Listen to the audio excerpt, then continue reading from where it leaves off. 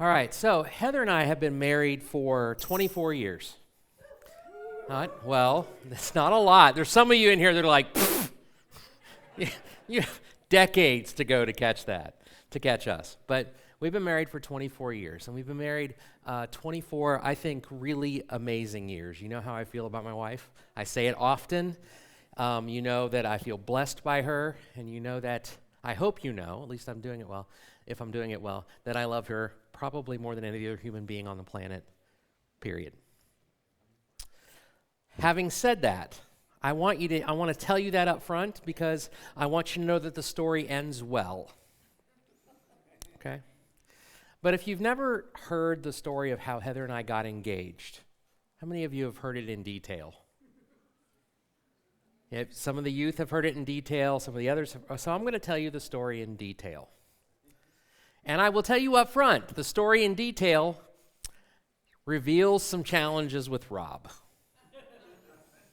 Reveals some challenges with Rob, so much so that Heather actually won a contest once at a ladies' retreat for the worst proposal among the women at the ladies' retreat. So, hopefully, any of you who are married and whose spouse, whose wife says your proposal could have been better, you can always, from this day forward, point back and go, it wasn't Rob's, right?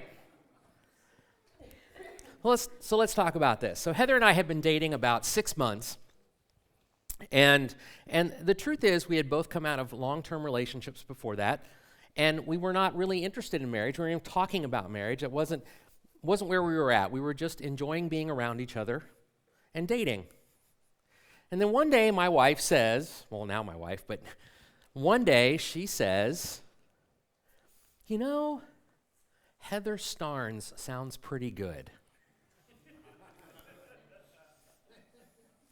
Now, Rob hadn't even crossed that threshold in his mind yet. And Rob's heart started going really, really fast. And Rob got very nervous. And Rob was like, what did I get myself into? This is not where I was headed, because I was just a 20-something kid, right? And I wasn't thinking about that. And so I, after I kind of worked my way through that night, and she left and went home, and then I didn't call her for 2 weeks. Because she had scared the living daylights out of me, and it was just an offhanded comment. Maybe she was trying to drop a hint, I don't know. But I didn't call her for 2 weeks. Wouldn't speak to her at all. And she sends me this text that says she's going away with some friends for a week on vacation. So they go away for vacation for a week. So this is 3 weeks I haven't talked to her. And the day she gets back from her vacation, she shows up at my door and I see your car's out front. I know you're there.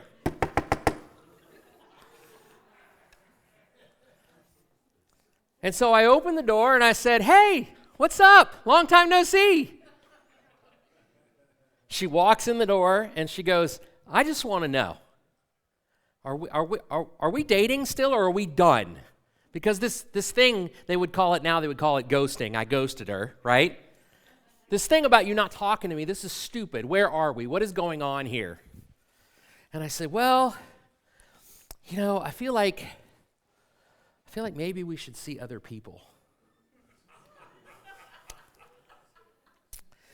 And so we got into a discussion about seeing other people and what seeing other people would look like. And she's like, so you want to say we could, because we were just dating each other, you could go seriously date other people? I said, yeah. I said, yes, I want to go date other people. And she said, well, what if I want to go date other people seriously? I said, no.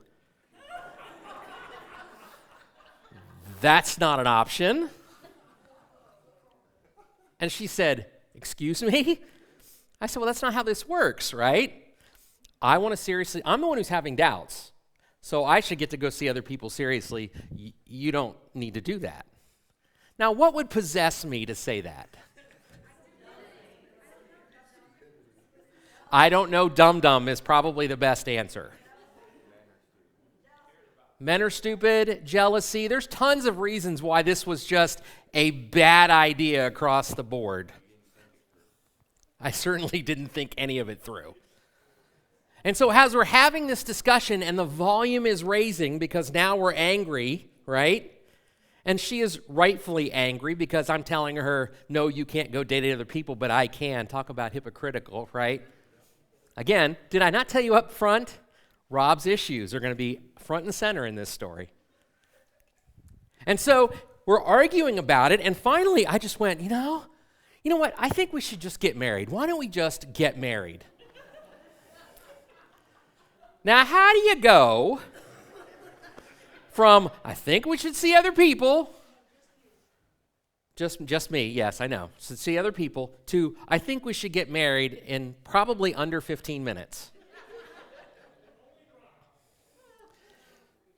I'm nothing if not spontaneous. She goes, what? And I said, hey, no. I actually, this is surprising you as much as it's surprising me, but I'm actually serious here. I think we should get married. And she's just dumbfounded. She's like, are you kidding me? This is so confused. She just kept looking off into the distance like, what in the world is, what's wrong with you? And I finally stopped and I said, I lowered my voice and I said very calmly, and I looked at her and I said, honey, I'm not going to ask you again. I think we should get married. And she promptly said, ask me again in a week. And why do you think she said, ask me again in a week? She had to tell her mom about it. No. She wanted to make sure that Rob wasn't making some snap decision, that he was really in, that he was really committed, that he was really in this for the long haul and meant what he said, right? I don't blame her. In retrospect, I don't blame her. Now, the finish of the story is, a week later, we met up again, and I said, hey, let's get married. Will you marry me? And she said, yes. And I said, great, because the company I was working for was having a party. I said, I have to go to the bowling party now. Good to know, we're getting married. And I left.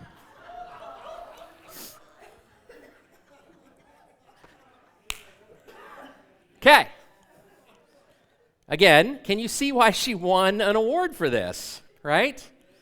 As all the women prayed over her and felt sorry for her, and it was crazy. But the point is, Rob had some commitment issues. Rob had some serious commitment issues. And again, remember how this story ends. 24 wonderful years later, it has worked out just great. But in order for that to happen, Rob had to work through his commitment issues. Rob had to recognize that there were certain things in life that were more important than himself. There were relationships that were more important than just getting what he wanted or doing what he wanted to do, and that was part of my maturing. That was part of my changing. And it wasn't just resolved in that one moment in time. It's always been a work in progress, right? But Rob had to make a decision to commit, to fully commit, to be all in, or it wasn't fair to her. And I commend her for holding me to that standard, to saying, no, I like you. You seem like an okay guy, but I need to know you're in before I'm going to give you my heart. I don't blame her. It has worked out well for us, though. So back to our text that we're going to be looking at all the way through the next several weeks, the Shema, right?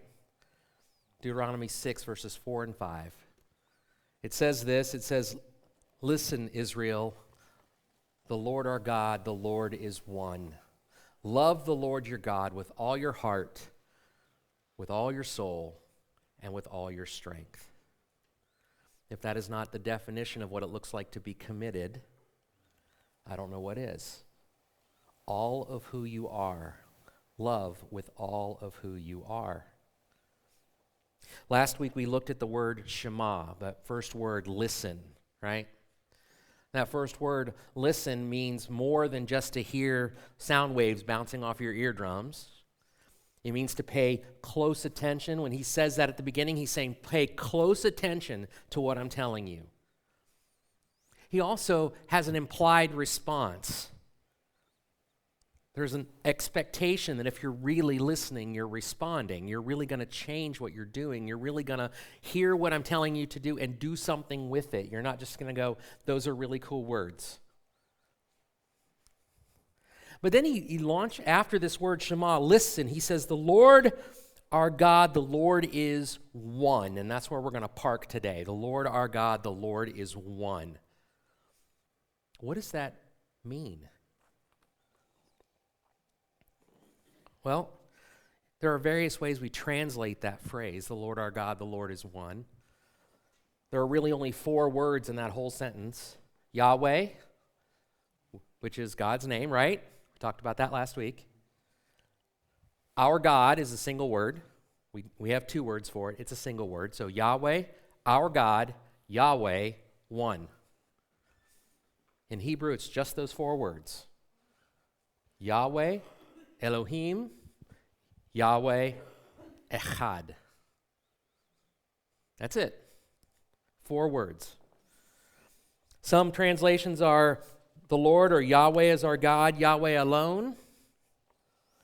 Yahweh is our only God, even if other gods exist. That's a statement about their willingness to be committed. Because in their time, in their place, there were plenty of other gods. There were lots of options. It was a smorgasbord on the table. We have a few options. You could say we could serve Allah if we wanted to be Muslim, right? So there are others out there that claim to be God. Now we know there's only one. Let's be very clear. Only Yahweh. But the options were varied then.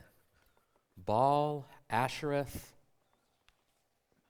Moloch, all the above. You had lots of options, and even more than one. You could choose to serve many gods. Many gods. Hedge your bets is what I would say. So that wherever you are and whatever you're doing, if one of them can help you get through life, that's the one you're going to take. Another possible translation is Yahweh our God is one, is echad. It is unity. That word is used literally 967 times in the Old Testament. One.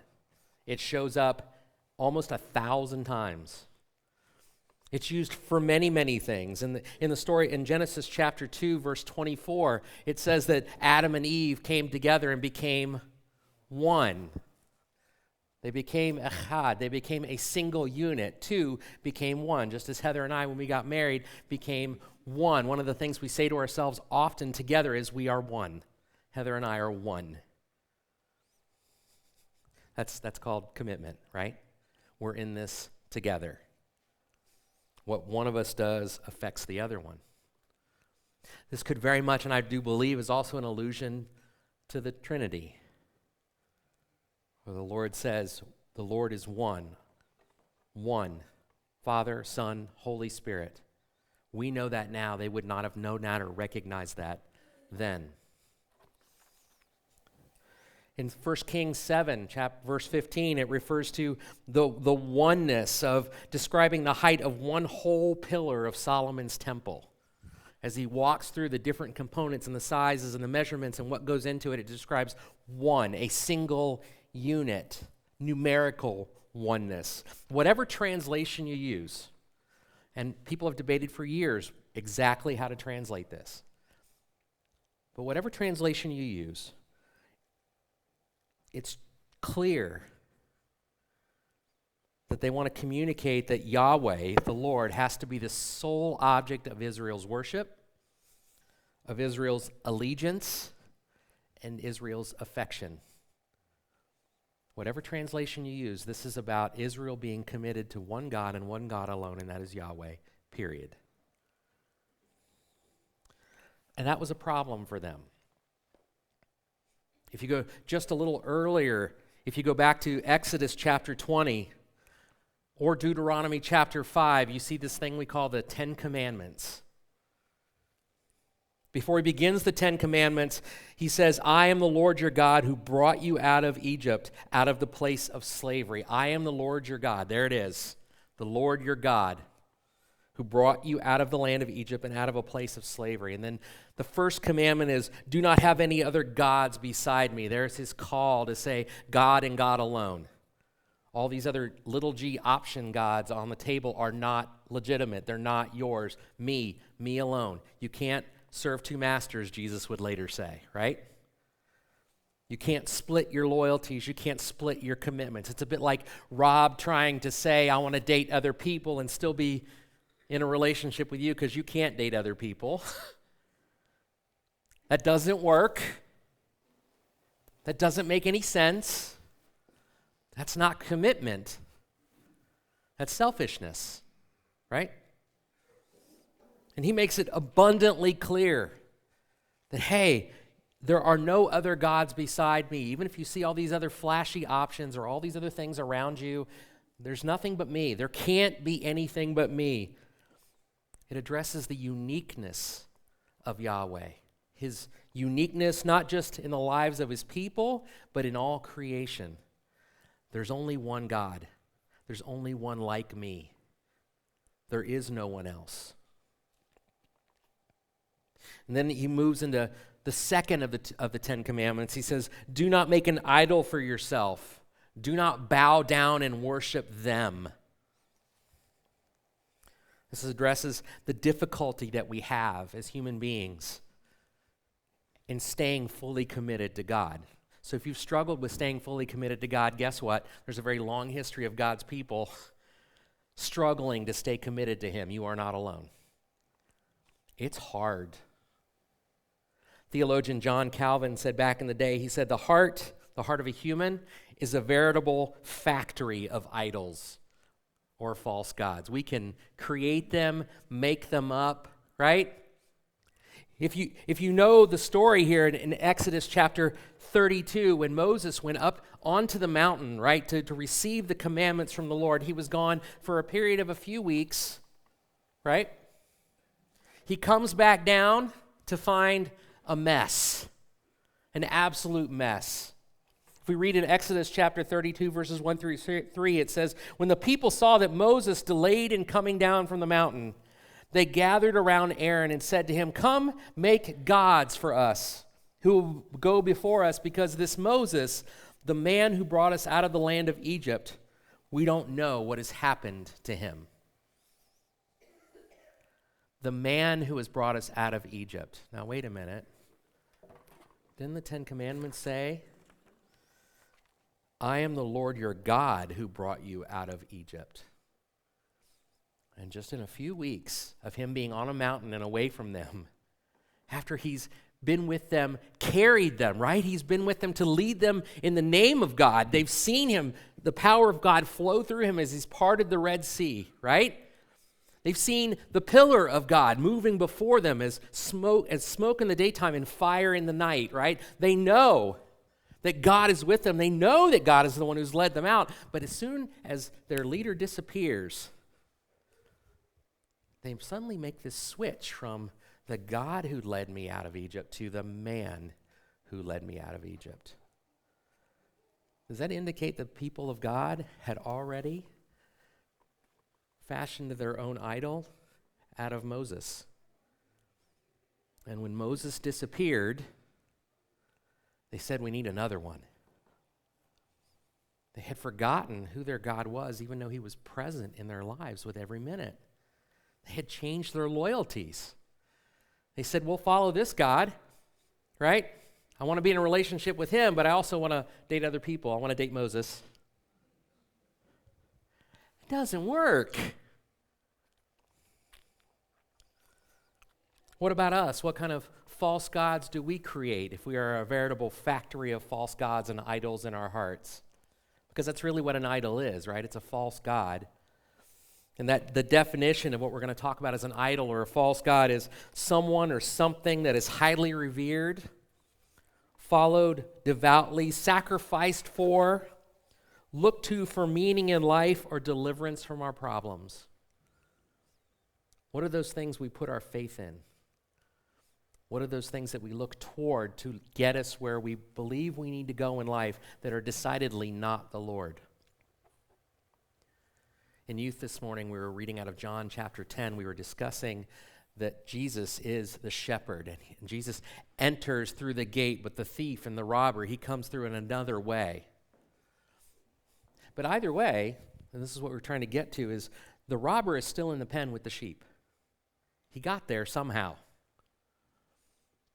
The robber is going to speak into your life because he's present with the sheep. And it's important that you be able to tell the difference between the shepherd's voice and the robber's voice, because the robber is there. And he's there for one purpose. He's there to devour and destroy.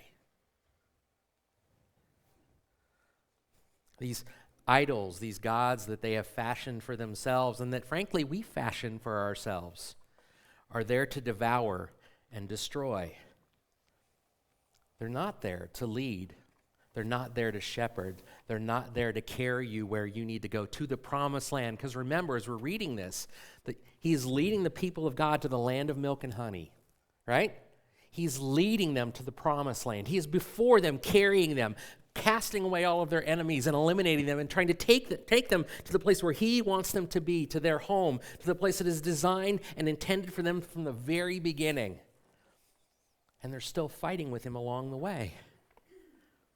All along the way, they're still fashioning idols.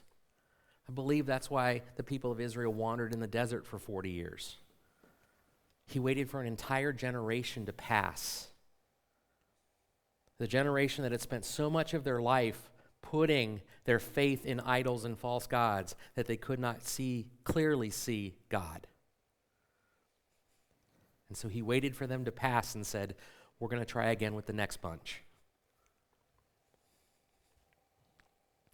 Who are these false gods that we have in our life? Well, power is a false god. We think if we have enough power, enough control over our situation, we can fashion the life we want, so we try to get to that. There are people that love to be in charge. You ever met somebody who just loves to be in charge? Loves to be in control, loves to make all the decisions, and really can't handle it when they're not. They may have fashioned a false god or an idol we call power. Other false gods, sometimes we look to entertainment as a false god. We look to it as the source of our joys, the source of our deliverance from our pain. Look, I just need a minute to decompress, so I'm just going to sit down and I'm going to watch these 4 movies on Netflix, and I'll be decompressed, and I'll feel better about life. You've just made entertainment the source of your deliverance, the thing you're looking to bring peace to your heart. You've just created a false god. Popularity is a false god, right?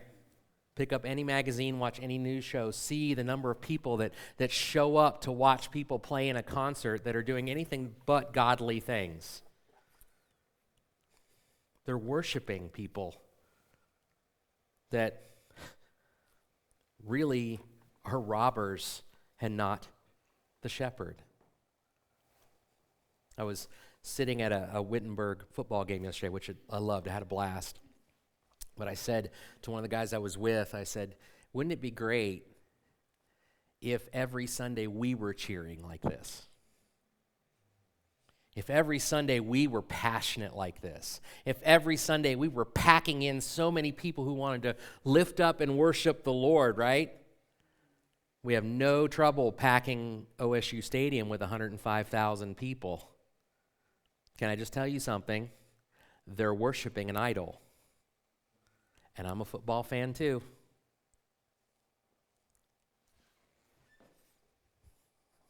Sometimes we make education a false idol. If I can't make it through life without a degree, I have to get this degree.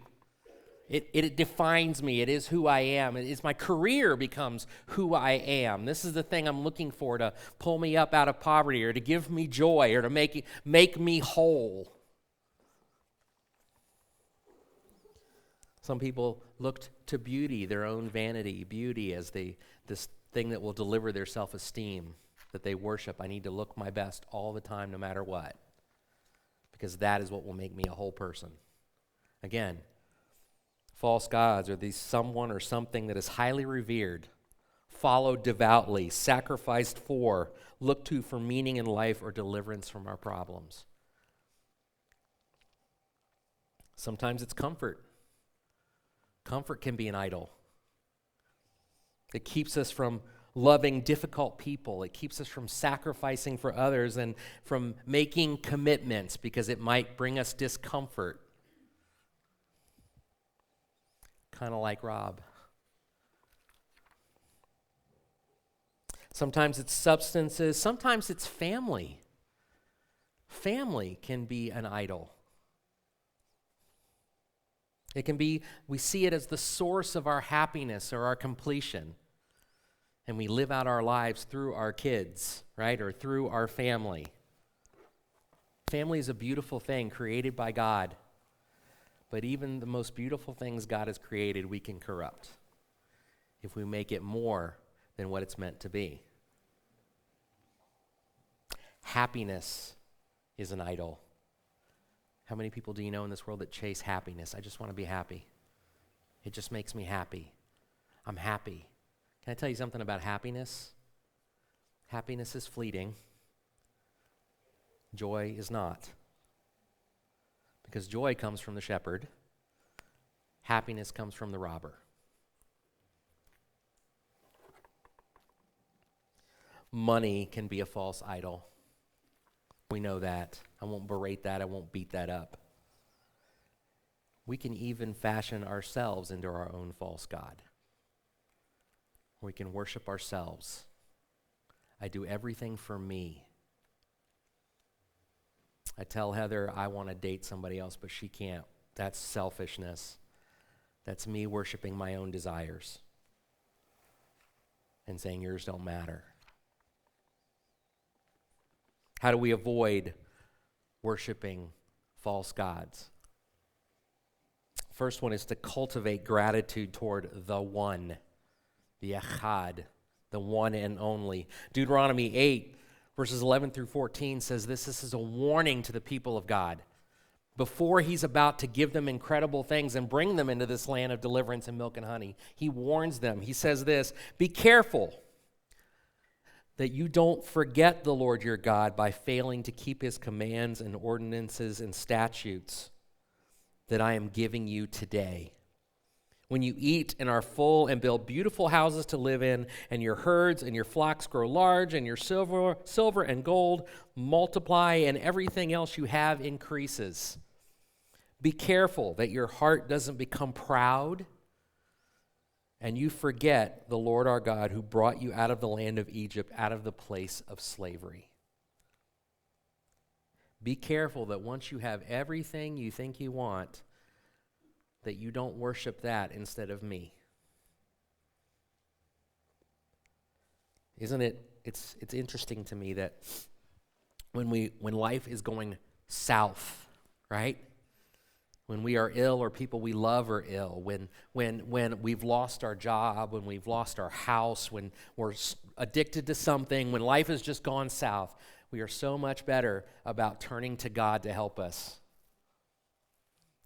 But when life is going really, really good, it's really easy to forget who got us there. Statistics show we don't pray as much if life is going good. We don't read scripture as much if life is going good. We don't attend worship gatherings together as much if life is going good. Because suddenly we've decided that the God who brought us up out of slavery, the God who brought us salvation, right? We forget who he is, what he has done, and what he is still doing, and we begin to worship the life that he has provided us. We worship the gift and not the giver. It's normal. We're human beings. We do that. We're very tangible, what we see and what we feel in the moment often affects us greatly more than we would ever care to admit. But we have to remember something, right? That we didn't get to where we are alone. If you have clothes on your back, if you have food in your mouth, right? If you have a place to lie your head at night, you've got it better than the Son of Man. Right? Jesus said very clearly, I don't even have a place to rest my head. Everything, literally everything we have is because of him. Do you need air to breathe? Did you make the air? Who made the air? God. So if you have the air to breathe, to just exist, probably should cultivate gratitude toward God for giving us air to breathe. Because he doesn't have to. You realize that? There's no requirement anywhere upon God to give us anything. Do you require sleeping sometime in a 24-hour period?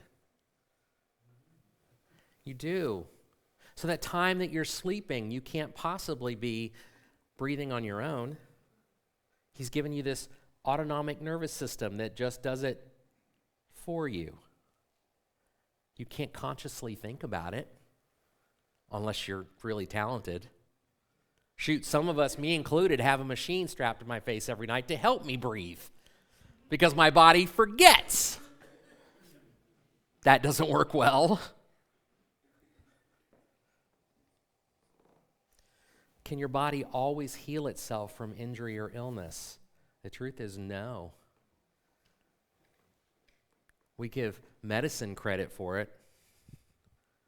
Wonder why we don't always give God credit for it. And somebody asked me the other day if God still heals, if God still does miraculous things. And my answer is yes. He does them all the time. But I really do think, and this is Rob thinking, that he does them more in the other parts of the world because he will get the glory there. Here we would say, it's the person who developed the drug. It's the surgeon who did the surgery. We don't need God to be in the process anymore. We have entered the land of milk and honey and forgotten the Lord that led us out of slavery. If you want to see God do more, then we have to learn to live gratefully. We have to live with gratitude. I was reading an article the other day by an author named Brene Brown. Brene? Yep, Brene Brown.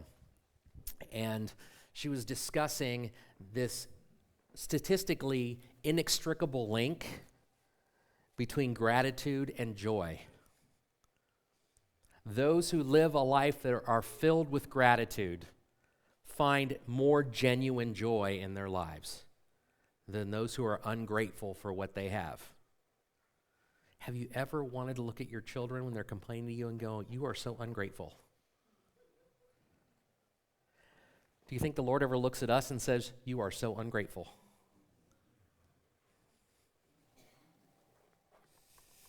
So how do you know if you're living this life of gratitude? Well, first, are you doing something tangible and observable?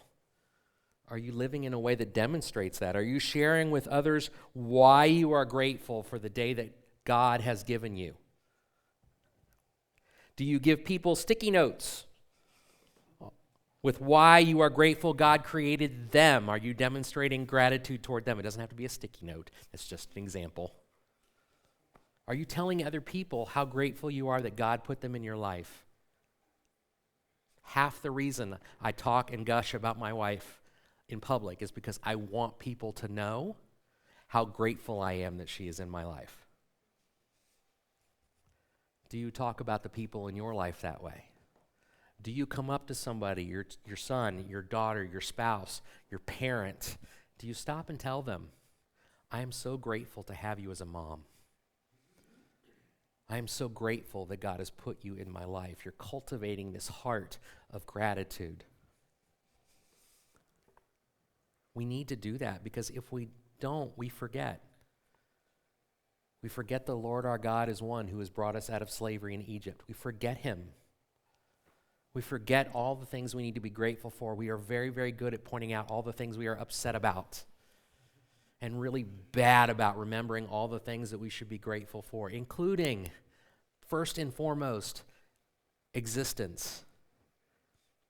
If you are here, alive, breathing, if your soul has been created and God has breathed life into you, which I'm pretty sure that's all of us, then you have something to be grateful for because God didn't have to make you or me. We forget that, right? As we go through life, we start to think, oh, God was supposed to, God made me, now he owes me something. He gave you life, and he gave you his son so you can return to relationship with him and find eternal life. What else does God need to do for us to be grateful to him? We say not much, but do we choose to say that? And as I said, when I talked about living out gratitude and Brene Brown saying gratitude and joy are inextricably linked, I see so many believers, followers of Christ that don't have joy. They struggle to find joy. Could it be that the joy of the Lord eludes us because we lack gratitude for his work in us? The second thing is, second piece of advice I have on how to avoid worshiping gods or idols is to choose not to become careless or mundane in our worship of him. We have to remember that he is God and God alone. He alone is worthy of our praise. He is unique. He is different. He's worth every bit of energy, effort, passion that we can put into this. Remember, love the Lord your God with all your heart, with all your soul, and with all your strength. All of who you are, all of who I am. Worshiping him with everything I've got. And that's not just on Sundays. If you're going to the Lord in prayer, guess what you need to be doing? Extricating everything else from your mind and your heart and saying, I am giving you all of me. If you're reading your scriptures, you need to be doing it with all of your heart, soul, mind, and strength. Focus, and do what you need to do to focus. We all know how to focus if we really want to focus on something. If we want to focus on being a better musician, we will find the time and energy to focus on that. If we want to be a better student, we will find the time and energy and the capacity to do that.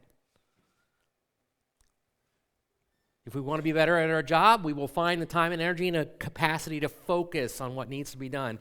Do you not think that God deserves that kind of focus?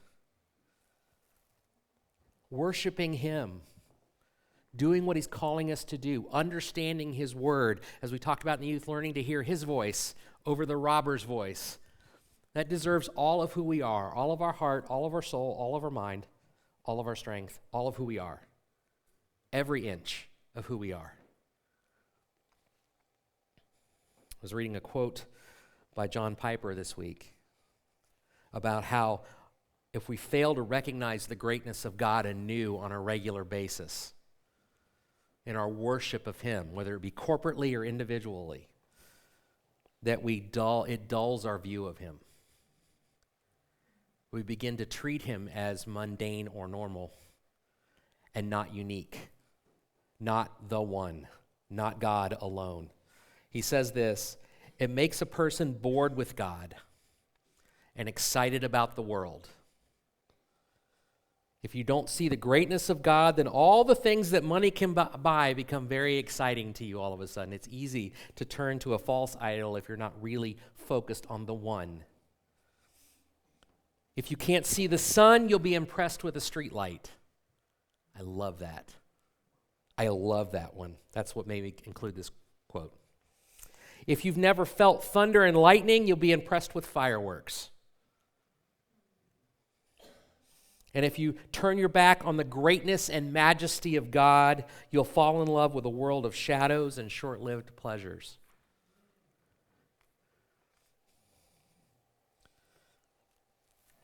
We have to remember, and that's what God is calling the people to do in the Shema. Again, twice a day, every day. Listen, Israel, the Lord our God, the Lord is one. Love the Lord your God with all your heart, with all your soul, and with all your strength. Remind yourself of that. Because if we forget who our God is, and it's easy to do when we're getting pulled 15 directions with all the different things in our lives, if we forget who he is, that's when we become enamored with streetlights and fireworks instead of the sun and thunder and lightning. Because if you've ever sat out and watched a storm, fireworks are pretty cool. But one of the best things about where I live, is that I can see it coming from like Fort Wayne, right? And you can watch it just as the thunder, as the clouds form and as they roll in. You could see the lightning flashing across the sky. I want to grab a cup of coffee and sit on the back porch and watch. Unfortunately, it faces the west and the wind is too much sometimes. But it's awesome. It is so much cooler than anything man has ever created. But if I'm not focused on him, I can pretty easily forget that. So how do we do that? Well, come to worship in him in order to give, not to get. Come with a heart that is positioned to give to him in gratitude for what he's done for us and what he's done for you, rather than saying, God, what are you giving me? That can happen very often in our prayer life. That can happen very often on a Sunday morning, where we come to church and say, what am I getting out of this? Shouldn't we be asking, what am I giving to this? That's what worship is, right? Worship's about who? Right? It's not about me. It's about him.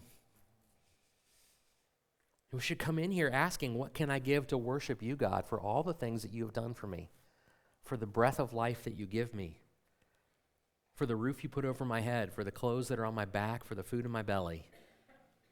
What can I give you for the relationships that are in my life? We should come to worship humbly, knowing God wants to mold us in his image, recognizing that whatever baggage we bring in, we may have to give up this week. Because if we're grateful for what he's done and what he's still doing, would we not trust him to carry us where we need to go? We also are called to come and worship him often, because without him we are lost. One of the things we discussed this morning was, how do you know that you are hearing the shepherd's voice in the youth again, the shepherd's voice instead of the robber's voice? Are you passionate about listening to the shepherd's voice? Do you feel him calling you? When you open this book, does it speak to your heart and to your soul? If we're listening to the shepherd, it will. If we're coming to the Lord humbly, it will. Come to worship expecting to see the sun instead of being impressed by mere streetlights. He is worthy of your worship and your praise. Listen, O people of God, the Lord our God, the Lord is one.